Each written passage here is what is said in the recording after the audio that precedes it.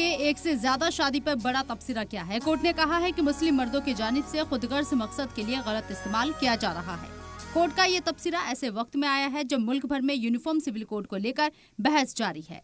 Allahabad high court ने फुरकान नाम के मुस्लिम नौजवान की अर्जी पर समाअत के दरमियान ये तबसरा किया। दरअसल फुरकान ने शादीशुदा होने के बाद भी दूसरी शादी की। दूसरी बीवी ने इल्जाम लगाया कि उसने पहली शादी छिपाकर उससे निकाह और रेप किया। इन इल्जामात की बुनियाद पर फुरकान के खिलाफ एफआईआर दर्ज हुई। फिर फुरकान ने इलाहाबाद हाईकोर्ट का रुख किया। फुरकान की जानिब से वकील ने कुरान का तर्क दिया कि रेप का केस नहीं बनता क्योंकि वो इस्लामी कानून के मुताबिक दूसरी शादी कर सकता है, जिस पर इलाहाबाद हाईकोर्ट ने सख्त तबसरा करते हुए कहा कि कुरान में बहुविवाह की इजाजत दिए जाने के पीछे एक तारीखी वजह है। जब अरब में कबीलों के झगड़ों में बड़ी तादाद में मर्दों की मौत हो जाती थी, औरतें बेवा हो जाती थी और बच्चे यतीम हो जाते थे, मदीना में ऐसे बच्चों की हिफाजत करने में इस्लामी समाज को भारी नुकसान उठाना पड़ा था।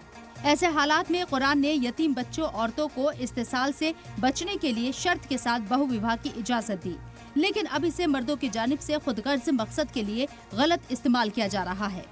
मामला चूँकि मुसलमान और इस्लाम से जुड़ा है, ऐसे में अब ये भी जानना जरूरी है कि इस्लाम में एक से ज्यादा निकाह की इजाजत क्यों दी गई है। बहुविवाह की इजाजत का हुक्म कुरान में 7वीं सदी में शामिल किया गया था।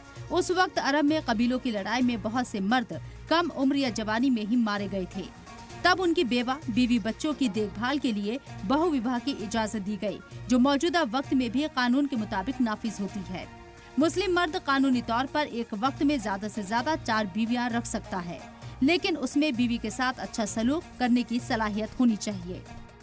कुरान ने सख्त शर्तों के साथ मुस्लिम समाज को 4 शादियां करने की इजाजत दी है, जिसमें बीवियों की जिंदा रहते आदमी 4 शादियां कर सकता है, लेकिन इसके लिए कुछ शर्तों का सामना जरूरी है। वो शर्तें कौन सी हैं, हम आपको बता रहे हैं।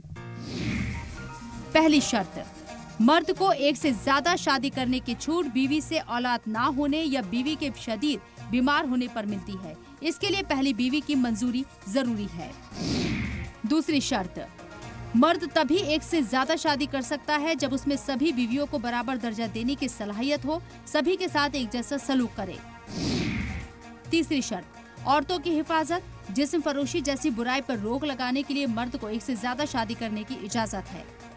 हाईकोर्ट ने अपने तबसरे में यूनिफॉर्म सिविल कोड की वकालत की और कहा कि बहुविवाह जैसे तरीकों के गलत इस्तेमाल को रोकने के लिए एक बराबर कानून की जरूरत है। हाईकोर्ट का यह तबसरा समाजी और कानूनी सुधार की सिमत में एक अहम कदम माना जा रहा है। ब्यूरो इनपुट के साथ दिल्ली से नदीम अहमद की रिपोर्ट।